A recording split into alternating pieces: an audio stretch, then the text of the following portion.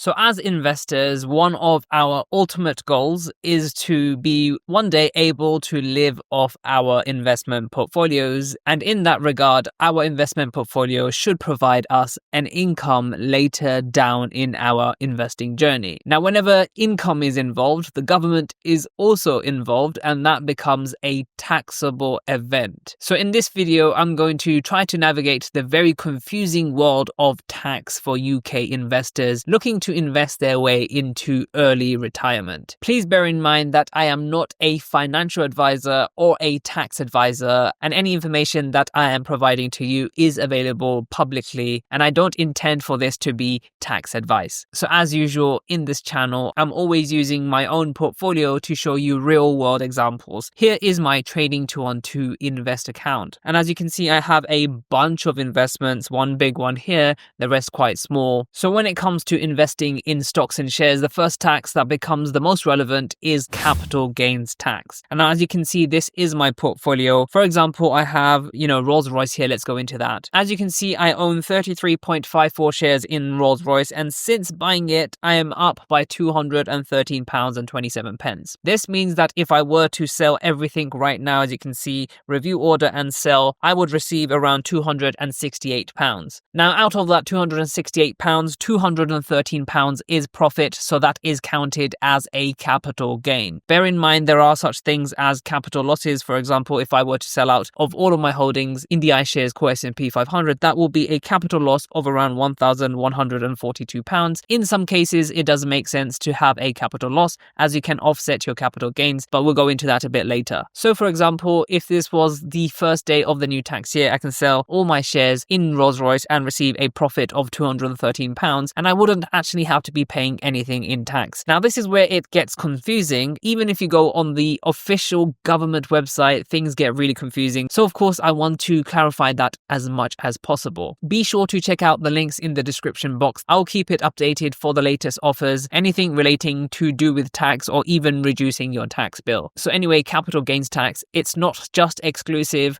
for people that invest. However, like I said with the example, even if I made £200 of capital gains, I don't actually have to pay tax straight away. That is because we all get a capital gains tax allowance. Now, this tax allowance is one that does not change with income. So regardless of how much income you actually earn overall at the end of the tax year, you will still get the same tax allowance, and that's very similar to dividend allowance too. So currently, the capital gains tax allowance is £3,000. 2 to 3 years ago, that allowance was £12,300. So they have absolutely hammered the allowances, which means that more people are going to be paying tax for capital gains. Now, this also means that, I can make up to £3,000 this tax year and possibly the next tax year. That will be announced soon, and I won't have to be paying tax on my gains. So what do you pay capital gains tax on? So this video is specific for people who are just investing. There may be other reasons why you have to pay capital gains tax. For example, selling property, and even for personal possessions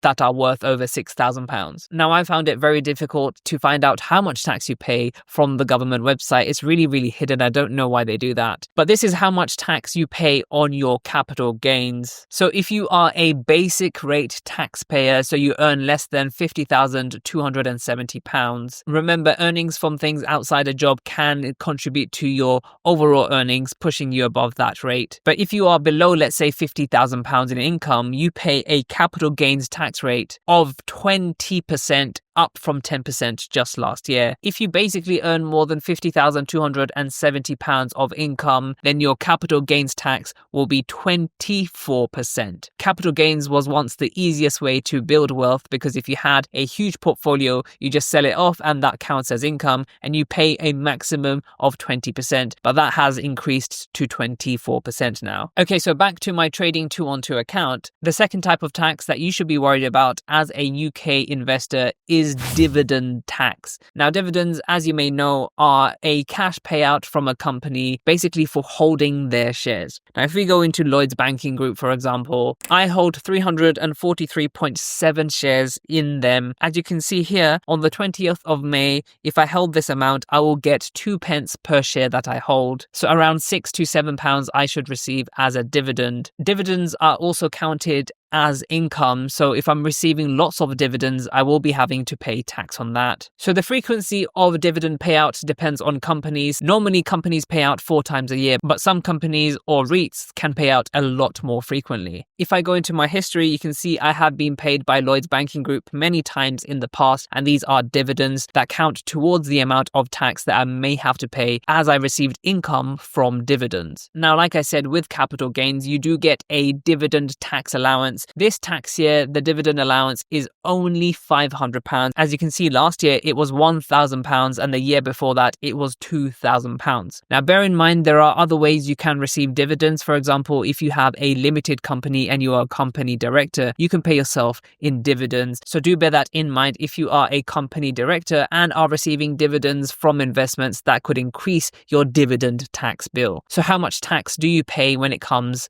to dividends? Now, as you can see, if you are a basic rate taxpayer, any dividend income received that is above your dividend tax allowance, this year it is £500. It can change at any point. It can actually technically be reduced too, but you pay only 8.75% on dividend income received. If you are a higher rate taxpayer, then you pay 33.75% on those dividends. If you are an additional rate taxpayer, then you pay 39.35% on those dividends, which is incredibly high, and it dissuades people from actually, having dividend income in their portfolio. Again, towards the end, we're going to discuss how you can avoid pretty much all of these taxes with just one account. And the final tax that you would be worrying about as a UK investor is the interest that you receive on your uninvested cash. For example, with Trading 212, currently you can receive up to 4.6% as an annual equivalent rate on any uninvested cash. That is also paid out daily, so I'm receiving around 2 pence daily. As you can see, over the past month, I have received £47 like this, and all time that has been over £438. Now, this is not, again, free money that you can just receive. You may have to be paying tax on this too. So just like with capital gains and dividends,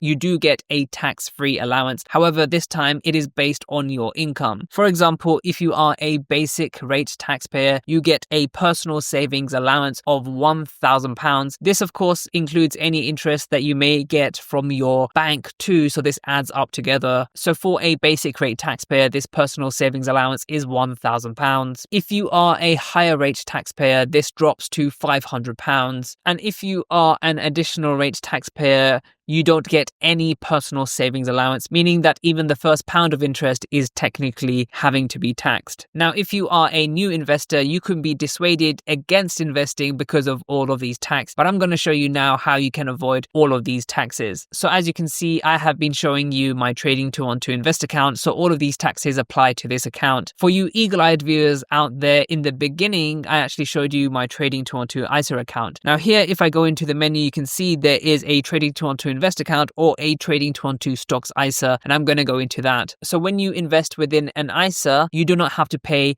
those 3 taxes that I mentioned: capital gains tax, dividends tax, or even interest on uninvested cash. However, there is a catch, and that is every tax year you can only deposit a maximum of £20,000. There is no obligation to put in £20,000. That is the maximum amount that you can put in. You can put in less than that. You also don't have to do anything with the cash. Every tax year you can put in £20,000. There is no limit to how much the ISA can grow by. And the best part is any capital gains made, you don't have to pay tax on that. As you can see in my Trading 212 Stocks ISA, I have made capital gains of £14,118, and all of that remains tax-free. In terms of dividends received, I have received to date £1,636 in terms of dividends only, and again, all of that remains tax-free. In terms of interest on uninvested cash, I have received £1,686, and again, all of that remains tax-free. In addition to that, if you just invest within your stocks and shares ISA, you don't have to put any of that into your self-assessment. So that saves a lot of time in accounting and just general headache. Remember to check out all the links in the description box down below, as I'll put in the latest offers that will save you on tax this year. And make sure to check out some of my other videos, and I'll see you in the next video.